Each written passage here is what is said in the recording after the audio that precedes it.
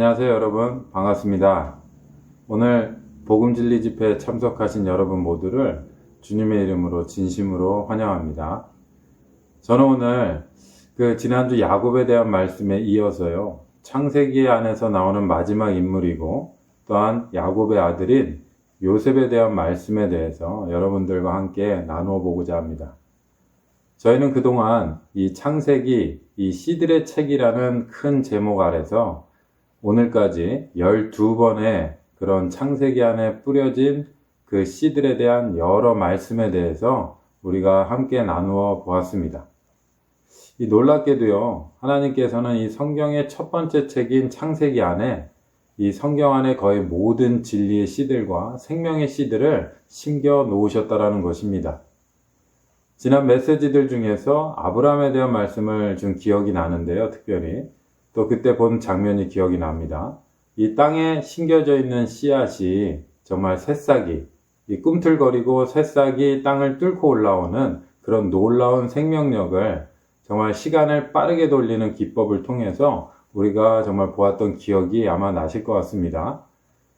동일하게도 이처럼 하나님께서는요, 이 창세기 안에 심겨둔 그 씨들이 성경 66권을 통해서 정말 그 싹이 드러나고 가지와 줄기가 자라나면서 결국에는 성경의 마지막 책인 요한계시록에 가서 그 씨들의 열매들을 우리에게 보여주고 있다는 것입니다. 이 세상에는요, 이런 놀라운 책이 결코 없습니다. 정말 이 성경은 하나님의 감동을 받아서 쓴 40여 명의 저자들이 약 1500년이라는 그런 시간 차이를 두고도 정말 쓰여졌음에 불구하고 정말 이 성경은 그 시작과 과정과 그 결론이 정확하게 연결되고 있다는 것입니다. 저희는 그 시작을 창세기 1장 26절의 말씀으로 시작을 했었습니다. 오늘 다시 한번 그 말씀을 좀 보기를 원합니다. 하나님께서 말씀하셨다. 우리가 우리의 형상대로 사람을 만들고 그들에게 통치하게 합시다. 제가 여러분들에게 질문을 한번 드리고 싶은데요. 인간 역사, 이 인간 역사라는 인간 역사를 두 단어로 아마 정리해 보시라고 한다면 뭐라고 하실 것 같습니까? 그러면 제가 우리 딸이 쓰던 이 역사책을 하나 가지고 왔는데요. 미국 지난 100년에 대한 역사를 기록한 책입니다. 비록 100년이지만 분량이 상당하죠. 그렇다면 인류 역사, 이런 역사에 대한 기록이 된 책은 너무나도 방대하고 클 겁니다. 그 안에서 정말 그 안에서 두 단어로 그런 인간 역사를 정리해 보라고 한다면 아마도 불가능하지 않을까 이렇게 생각이 듭니다. 근데 여기 또 책을 하나 가져왔습니다. 바로 성경책인데요. 이 분량이 상당하죠.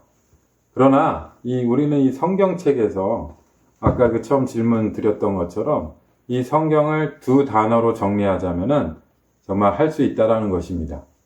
그 두 단어를 어디에서 우리가 찾아볼 수 있냐면 바로 앞에서 본 창세기 1장 26절의 말씀에서입니다. 그 안에 보시면 아까 보았던 말씀 중에 형상과 통치, 즉 다스림이라는 단어가 나오는데 그 두 단어가 이 두꺼운 이 성경책에서 우리가 두 단어를 정리해 보자면 바로 그 두 단어로 정리해 볼 수 있다라는 것입니다. 형상과 통치. 여기서 형상이라는 것은요, 이미지, 즉 그분, 하나님의 표현을 나타내는 것을 말하고 있고요. 정말 통치라는 것은 그분을 표현하는 것을 말하고 있습니다. 이 말씀에서 우리는 하나님의 갈망과 목적과 뜻을 좀 찾아볼 수가 있습니다. 사람을 향한. 그것이 무엇이냐면 바로 말씀 그대로 하나님이 하나님을 나타내고 표현하고 나아가서는 그분을 대표하는 또 다스리고 통치하는 것이 그게 사람을 향한 하나님의 갈망이었다라는 것입니다. 그런데 안타깝게도 이 하나님의 의도는요, 이 첫사람, 이 아담으로 인해서 정말 실패하게 되었다라는 것이죠.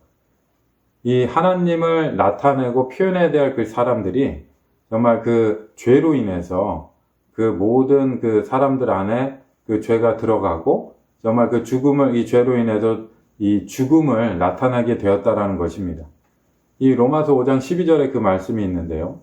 한 사람을 통해서 죄가 세상에 들어오고 죄를 통하여 죽음이 들어온 것 같이 모든 사람이 죄를 지었으므로 죽음이 모든 사람에게 두루 퍼졌습니다. 이 말씀에서 한 사람, 여기서 나타나는 한 사람이 바로 실패한 그 첫사람 아담을 말하고 있습니다. 하나님의 눈에는요, 이 아담이 죄로 인해 모든 사람, 즉 저와 여러분 모두가, 모든 인류가 다 죄를 지었다고 이렇게 말씀하고 계십니다. 로마서 3장 23절에 보시면 이 모든 사람이 죄를 지었으므로 하나님의 영광에 이르지 못하다가 라고 하는데요. 여기서 이 하나님의 영광이 무엇이냐면은 바로 표현되신 하나님. 저희가 1장 26절에서 보았던 하나님을 나타내고 표현하는 것이라고 이렇게 말씀하고 있습니다. 그러나 아담이 죄로 인해서 그 하나님을 표현해내는 것을 실패했다라는 것이죠. 저희는 그 창세기 안에서 수많은 인물들의 이름을 찾아볼 수가 있는데요. 오늘 저는 여러분들과 그 많은 인물들 중에서 8명의 이름을 좀 기억해 보기를 원합니다. 그 처음 4명은요, 아담과 아벨과 그리고 에녹 그리고 노아였습니다. 정말 그들은 이 피조된 족속인 아담의 족속을 대표하는 인물들인데요. 그러나 이 피조된 족속은 그 시작과 끝이 실패였습니다. 저희는 그 노아와 8 식구만 남겨놓고 모든 사람들이 물로 심판을 이렇게 받은 노아의 방주 이야기를 아마 기억하실 줄 믿습니다. 어떻게 보면요, 하나님은 노아의 후손들을 통해서 새로운 시작을 하고 싶어 하셨을 것 같습니다. 그러나 이 노아의 후손은 결국 또 바벨이라는 곳에서, 그 바벨탑 사건이라고 그러면 더 이해하시기가 쉬울 것 같습니다. 이 바벨이라는 곳에서 하나님을 거역하고 반역하는 그런 일을 벌였죠. 결국은 이 피조된 족속은 하나님으로부터 포기할 수밖에 없는 그런 족속들이 되고 말았다라는 것입니다. 이처럼 인간 역사를 볼 때 창세기 1장 26절의 말씀은 그 안에 그 하나님의 갈망은 실패한 것처럼 보입니다. 그러나 하나님의 생각과 하나님의 가시는 길은 우리와 전혀 다르다는 것을 알기 바랍니다. 정말 다음에 보는 이 말씀을 좀 보시면 정말 하나님이 어떠한 분이신지 다시 한번 우리가 깨달을 수 있게 될 것 같은데요. 이 이사야 46장 9절에서 10절의 말씀인데요. 여기 빨간 글씨만 제가 좀 보겠습니다. 내가 처음부터 그 끝에 그리고 선포하며 나 원하는 것을 모두 성취하리라 이렇게 말씀하셨습니다. 이 말씀을 보시면 하나님은 처음에 입을 열고 어떤 말씀을 시작하셨을 때 이미 정말 모든 것을 성취하리라는 것을 이미 선포하셨다라는 것입니다. 정말 놀랍지 않습니까? 예. 그 사실을 다음 차트에 보시면 우리가 분명히 볼 수가 있는데요. 거기 보시면 창세기 성경의 처음 책인 창세기 1장과 2장에 나오는 그 말씀들이 동일하게 성경의 마지막 책인 요한계시록 21장과 22장에 정말 모든 것이 이루어진 상황으로 나타나고 있습니다. 아까 창세기 1장 26절에 하나님이 그분의 형상대로 사람을 만든 이유는 사람이 하나님을 나타내고 표현하는 거라고 얘기했죠. 그러나 그 아담이 실패함으로 인해서 그것이 어려워진 것처럼 보였죠. 그러나 이 요한계시록 이 말씀을 다시 보시면은 요한계시록 21장 11절의 말씀을 보시면 그 성에는 하나님의 영광이 있고 성의 빛은 가장 귀한 보석 같았고 라고 하십니다. 여기 보시면 하나님의 영광이 있었다라고 얘기하십니다. 아까 제가 말씀드렸죠. 하나님의 영광이 뭐라 그랬죠? 바로 표현되신 하나님, 즉 하나님을 표현하고 나타내는 것이라는 것입니다. 정말 우리의 눈에는 인간 역사를 볼 땐 실패한 것처럼 보이지만요. 하나님은 실패하지 않고 그 마지막의 장면을 보시면 그 하나님의 그 영광, 하나님의 표현하고 나타내는 사람들이 거기 있었다라는 것입니다. 그리고 또한 놀라운 그 다음 말씀은 그 가장 귀한 보석 같았고 라고 이렇게 나오는데요. 지난주 저희가 그 박범주 형제님을 통해서 그 야곱에 대한 말씀을 이렇게 들었었습니다. 그리고 이 야곱의 이야기가 변화의 씨에 대한 이야기라는 것을 또한 들었습니다. 정말 이 창세기 안에서 사람이 만들어지는 것은요, 아주 보잘것없는 그런 먼지로 만들어진 사람입니다. 그러나 정말 그 보잘것없는 사람이 지난주 말씀처럼 야곱처럼 변화의 과정을 거치고 결국에는 앞에서 본 이 말씀 요한계시록 21장 11절의 말씀처럼 그 마지막에 가서는 가장 귀한 그 성을 빛내는 가장 귀한 보석이 되었다라고 여기서 말씀하고 계십니다. 정말 놀랍지 않습니까? 정말 우리는 실패한 것처럼 보이지만 하나님은 이미 그 말씀을 입에서 떠나보내셨을 때 이미 성취하셨다라는 것을 우리에게 보여주고 계신다는 거죠. 정말 그 창세기 1장 26절에 하나님을 표현하고 나타내는 것이 하나님의 갈망이라고 말씀을 드렸죠. 그러나 그것이 하나님의 최종 목표는 또 아닙니다. 최종 목표는 무엇이냐면 바로 그 뒤에 나오는 말씀이 그들에게 통치하게 합시다. 바로 이 말씀입니다. 바로 그분을 대표하는 것이라는 것이죠. 그 계시록 그 찰트에 보시면 계시록 22장 5절에 이 마지막에 대한 다스림에 대한 말씀이 나오는데요. 그들은 영원히 다스릴 것입니다. 그래서 그들은 하나님의 구속을 받아들인 정말 저와 여러분들이 될 것입니다. 정말 우리는 마지막에 하나님과 함께 영원히 그런 다스림 안에 거하게 된다는 것을 이미 말씀이 보여주고 있다는 것입니다. 이 다스림, 통치한다는 것은요, 이 신약에 와서는요, 지금 현 시대에서 이 뜻하는 게 누구 어떤 사람 위해서 정말 군림하거나 이런 어떤 지배하는 것을 말하는 것이 아니고요. 이 현 시대에서의 이 다스림은 무엇을 뜻하냐면 그 로마서시 5장 17절 말씀을 보시면 그 한 분 예수 그리스도를 통하여 생명 안에서 왕으로서 다스릴 거라고 이렇게 말씀하고 계십니다. 이게 뭐냐면 이 시대에서 우리가 어떻게 다스리는 것이 필요한지를 우리에게 보여주는 말씀입니다. 분명 마지막에 우리는 그곳에서 정말 하나님과 정말 영원한 다스림 안에 거하게 될 거지만 정말 그 다스림을 온전히 우리가 하나님 앞에서 이루기 위해서는 현 시대에서 어떤 다스림의 과정이 그런 필요하다라는 것이 우리에게 보여주시는 거죠. 그래서 계시록 22장 5절의 말씀처럼요. 정말 이 시대에서 정말 우리는 어떤 다스림, 마지막에 다스리는 것을 이뤄내기 위해서 현재 그런 어떤 그 훈련과 어떤 그런 과정이 필요하다는 것입니다.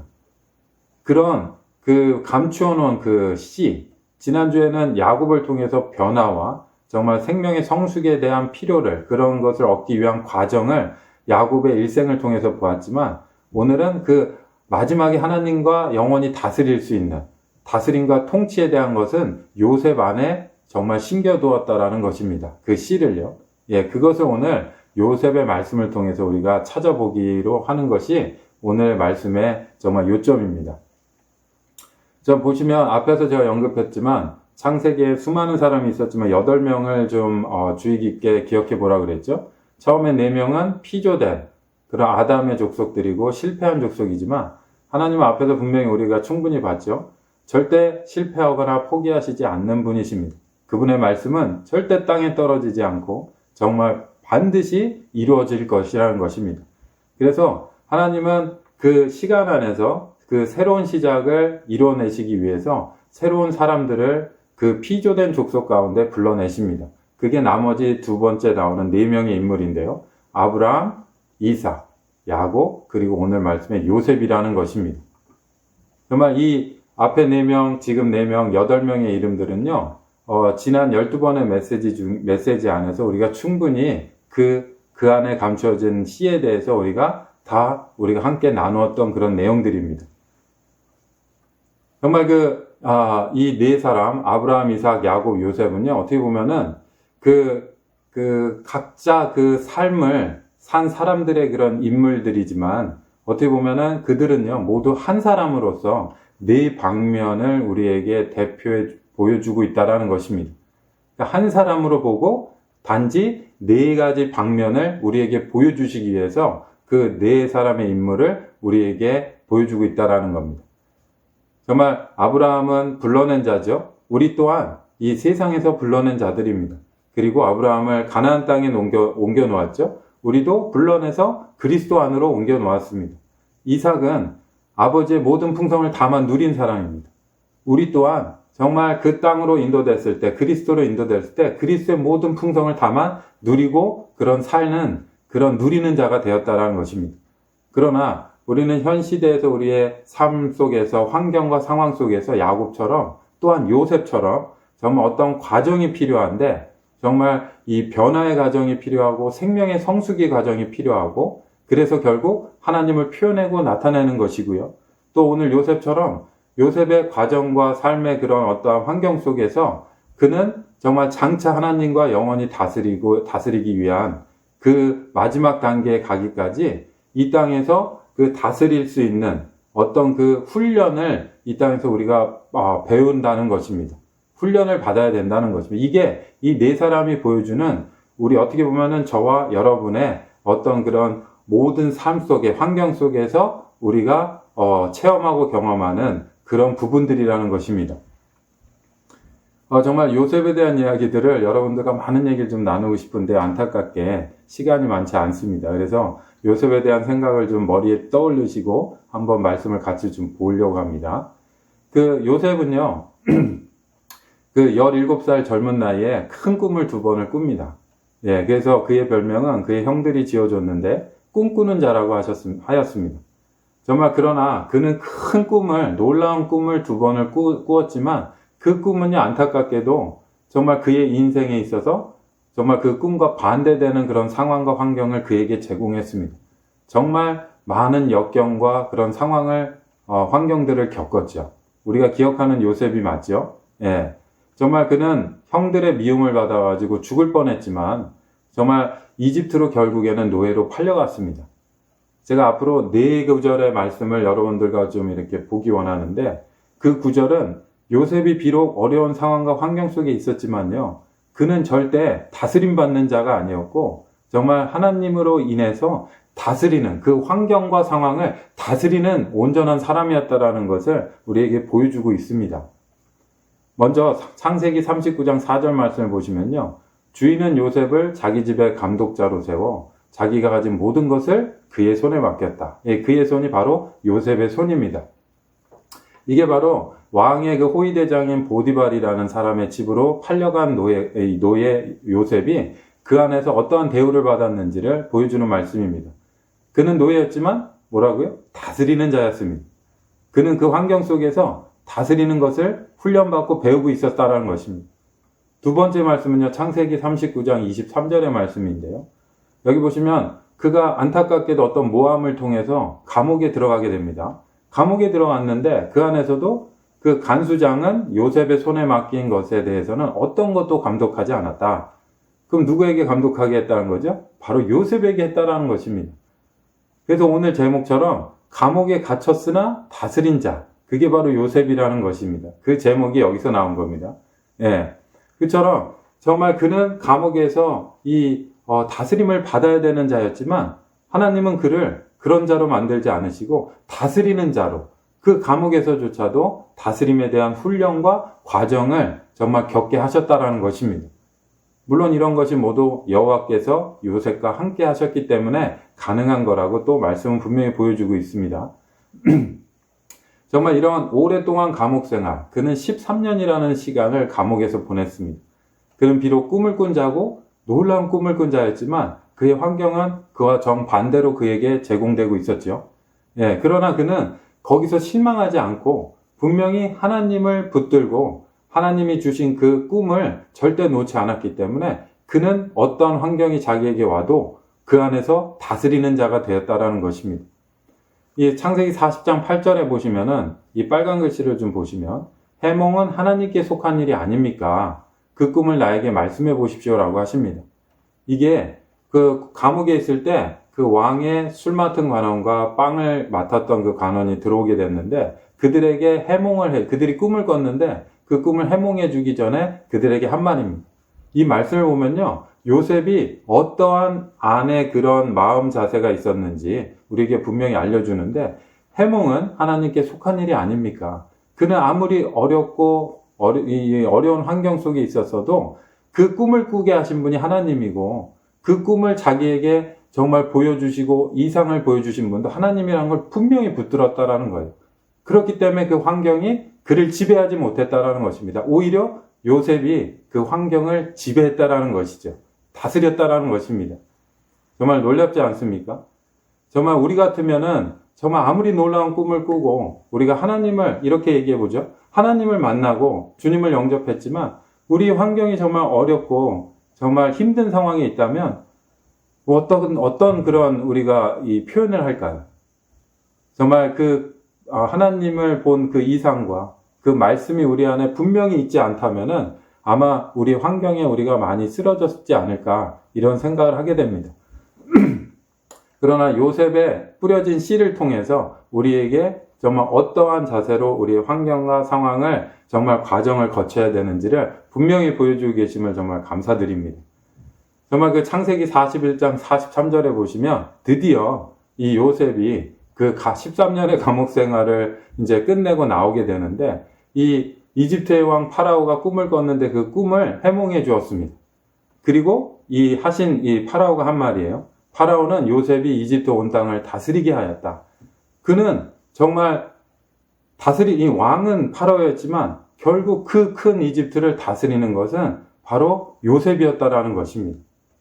여러분들은 이 말씀을 볼 때 어떤 걸 느낄 수 있습니까? 요셉이 13년 동안 억울한 감옥살이와 정말 억울하게 형들에게 미움받아서 겪었던 그런 모든 상황들을요. 정말 하나님의 뜻은 그 안에 그를 두었지만 그게 바로 장차 아까 요한계시록 말씀처럼 하나님과 영원히 이렇게 얘기할게요. 요셉과 다스리기 위해서 그를 그 어려운 환경에서 훈련받게 하셨다라는 것입니다. 그렇다면 우리도 희망과 소망이 있지 않습니까? 아무리 팬데믹이 우리 옆에 있고 어려운 상황이 우리 앞에 놓여져 있다 할지라도 이런 것은 우리를 다스리게 할 수 없다라는 것입니다. 그렇죠? 우리를 다스리는 것은 우리가 다스려야 될 것은 하나님과 영원히 정말 다스리는 것이 우리의 최종 목적이라는 것입니다. 주님께 감사합니다. 정말 그것을 이 요셉이 잊지 않았기 때문에 그는 그 과정을 정말 실망하지 않고 지나갈 수 있게 되었다라는 것입니다. 정말 그는 그 꿈과 반대되는 상황 속에서 살았지만요. 그는 분명히 그 안에 심겨진 이상에 따라서 살았기 때문에 절대 그 환경이 그를 지배하지 못했다라는 것입니다. 그 말씀을 그를 죽이려고 했던 형을 만났을 때 했던 말씀이 바로 창세기 45장 8절과 창세기 50장 20절의 말씀인데 여기서 분명히 요셉이 어떤 자인지를 보여주고 있습니다. 정말 형들이 이곳으로 날 보낸 게 아니고 하나님이 이곳에 계획하시고 날 보냈습니다. 그 꿈에 따라서 그리고 형들이 악한 일을 했지만 하나님은 그것으로 선한 일로 이루셨습니다. 라고 얘기하십니다. 정말 하나님이 그 안에 정말 존재하고 하나님의 말씀이 그를 붙들고 있다면 어떤 환경도 이렇게 다스릴 줄 아는 사람이 된다는 것입니다. 얼마나 형들이 미웠겠어요. 그죠? 그러나 그는 그들을 미워하지 않고 하나님에게 모든 것을 돌렸다라는 것입니다. 하나님이 계획하신 거라는 것을 분명히 말씀해 주고 있습니다. 정말 이 마지막에 나오는 이 두 구절을 정말 함께 보기 원하는데요. 이 하나님이 진정 원하시는 다스림이라는 것은 우리가 그리스도의 생명 안에서 다스리는 것을 말하고 있습니다. 밖을 다스리는 것은 그렇게 쉽지만 정말 우리 안을 다스린다는 것은 정말 어렵습니다. 어떤 환경이 다가올 때 우리는 바로 느끼지 않습니까? 정말 우리가 이런 내적 다스린 생활을 하기 위해서는 이 말씀과 같이 은혜를 넘치게 받아서 생명 안에서 왕으로서 다스리는 게 필요합니다. 그리스도의 생명이 풍부하게 필요하다는 것입니다. 예, 저는 앞에서 이 하나님의 사람을 만드신 목적이 하나님을 표현하고 대표하는 것이라고 했는데요. 그러기 위해서는 그리스도의 생명을 통해서만이 가능하다는 것이 이 말씀의 이 목적입니다. 보여주는 목적입니다. 그리고 지금 하나님은 정말 그리스도 안에서 그리스도는 지금 생명 주는 영이 되셨다고 고린도전서 15장 45절에 말하고 있습니다. 마지막 아담은 생명 주는 영이 되셨습니다. 마지막 아담은 예수 그리스도를 말씀하고 계십니다. 비록 첫사람 아담은 실패했지만 그 하나님은 절대 포기하지 않으시고 정말 마지막 아담 예수 그리스도를 통해서 그분이 우리 안에 생명으로 다시 들어오게 하심으로 정말 그의 생명으로 인해서 하나님의 영원한 그 창세기 1장 26절의 갈망과 뜻인 그분을 표현하고 나타내는 것을 이뤄내시고 결국에는 하나님과 함께 정말 우리와 함께 정말 영원히 다스리고 통치할 수 있게끔 우리를 그렇게 바꾸신다라는 것입니다. 우리의 최종 목적이 바로 하나님 만드신 최종 목적이 바로 그겁니다. 이것을 우리가 분명히 알 때 정말 우리 환경은 우리를 다스리지 못합니다. 우리가 환경을 다스려야 된다는 것입니다. 정말 이것이 요셉의 안에 뿌려진 이 생명의 씨라는 것입니다. 정말 이 요셉의 말씀을 통해서 우리에게 분명한 이상이 생기길 원하고 정말 그 말씀이 우리 안에서 우리를 지배하고 이 어떠한 환경 속에서도 그 말씀에 따라서 하나님과 전진하는 저와 정말 여러분 모두가 되기를 정말 간절히 소망합니다. 감사합니다.